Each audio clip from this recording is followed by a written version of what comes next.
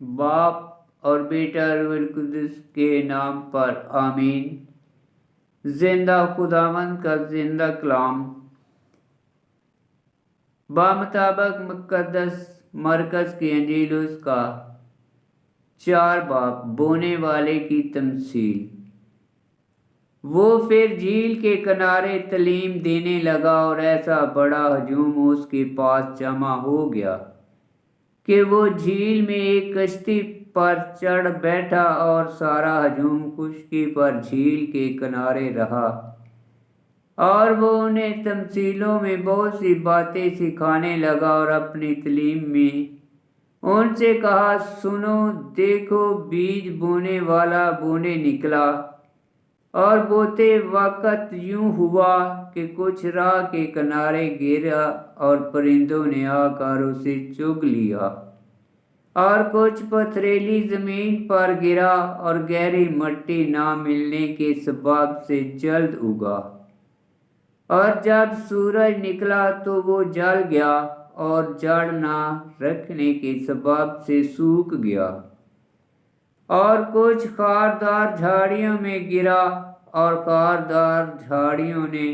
بڑھ کر اسے دبا لیا، اور وہ پھل نہ لایا، اور کچھ اچھی زمین میں گرا اور پھل دیا، یعنی وہ اگا اور بڑھا اور 30 گنا پھل لایا، اور کوئی 60 گنا اور کوئی 100 گنا بھی۔ پھر اس نے کہا، جس کے سننے کے کان ہوں وہ سن لے۔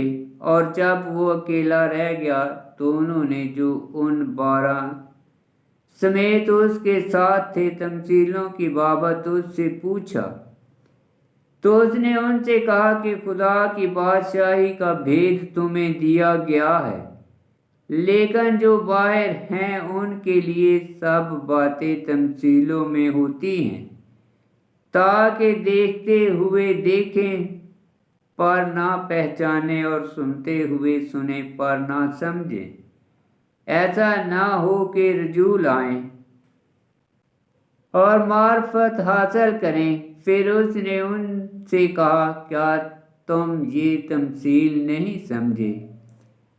تو سب باتوں کو کیوں کر سمجھو گے؟ بونے والا کلام بوتا ہے جو راہ کے کنارے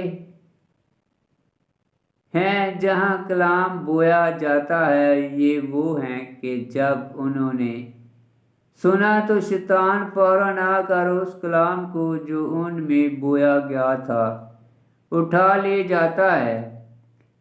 اور اسی طرح جو پتھریلی زمین میں بوئے گئے، یہ وہ ہیں جو کلام کو سن کر جلد خوشی سے قبول کر لیتے ہیں، لیکن اپنے میں جڑ نہیں رکھتے، بلکہ چند روزہ ہیں، اور جس وقت کلام کے سبب سے مصیبت یا عذاب برپا ہوتی ہے تو فوراً ٹھوکر کھاتے ہیں۔ اور دوسرے وہ جو خاردار جھاڑیوں میں بوئے جاتے ہیں، یہ وہ ہیں جو کلام سنتے تو ہیں، مگر دنیا کی فکریں اور دولت کا فریب اور چیزوں کا لالچ حائل ہو کر کلام کو دبا دیتا ہے، اور وہ بے پھل رہ جاتا ہے۔ اور جو اچھی زمین میں بوئے گئے، یہ وہ ہیں جو کلام کو سنتے ہیں اور قبول کر کے پھل لاتے ہیں، کوئی 30 گنا، کوئی 60 گنا اور کوئی 100 گنا۔ نور مسیحت۔ اور اس نے ان سے کہا، کیا چراغ اس لیے لایا جاتا ہے کہ پیمانے یا پلنگ کے نیچے رکھا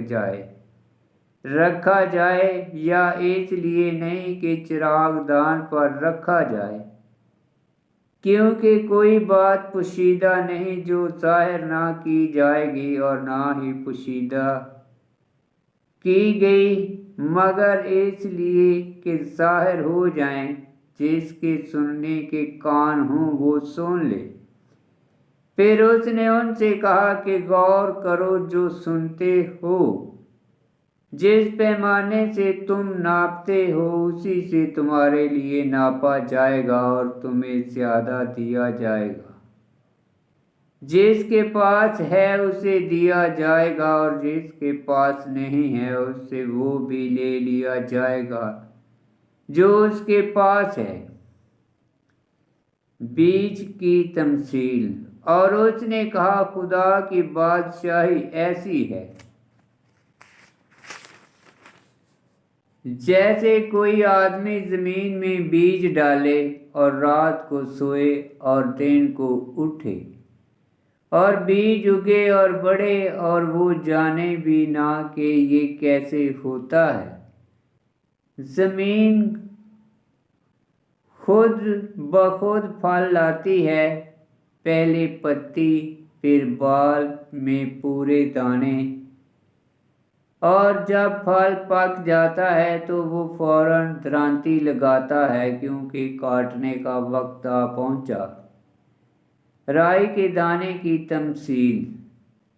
پھر اس نے کہا کہ ہم خدا کی بادشاہی کو کس سے تشبیہ دیں یا کس تمثیل سے اسے بیان کریں؟ وہ رائی کے دانے کی مانند ہے کہ جب زمین میں بویا جاتا ہے تو زمین کے سب بیجوں سے چھوٹا ہوتا ہے، لیکن جب بویا گیا تو اگتا اور سب ترکاریوں سے بڑا ہو جاتا اور ایسی بڑی ڈالیاں نکالتا ہے کہ آسمان کے پرندے اس کے سائے میں بسیرا کر سکتے ہیں۔ اور وہ ایسی ہی بہت سی تمثیلوں میں ان کی سمجھ کے موافق ان سے کلام کرتا تھا اور بے تمثیل ان سے کچھ نہ کہتا تھا، لیکن تنہائی میں اپنے شاگردوں کو سب باتوں کے معنی بتاتا تھا۔ تسکین طوفان۔ اور اسی دن جب شام ہوئی اس نے ان سے کہا کہ آؤ پار چلیں، اور وہ ہجوم کو رخصت کر کے اسے جس طرح کہ وہ کشتی پر تھے لے چلے، اور اس کے ساتھ اور بھی کشتیاں تھیں، اور بڑی آندھی چلی اور لہریں کشتی پر یہاں تک لگیں کہ کشتی پانی سے بھر چلی تھی۔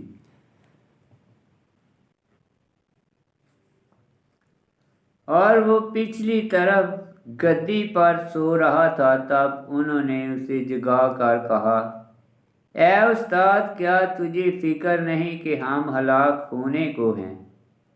اور اس نے اٹھ کر ہوا کو جھڑکا اور جھیل سے کہا، خاموش ساکت ہو، تو ہوا بند ہو گئی اور بڑا امن ہو گیا۔ اور اس نے ان سے کہا، کیوں ڈرتے ہو؟ اب تک ایمان نہیں رکھتے؟ وہ نہایت ڈر گئے اور آپس میں کہنے لگے، یہ کون ہے کہ ہوا اور جھیل بھی اس کی اطاعت کرتے ہیں؟ آمین۔ پاک کلام کا پڑھا اور سنا جانا باعث برکت ہو۔ خداوند تیرا شکر ہو۔ آمین۔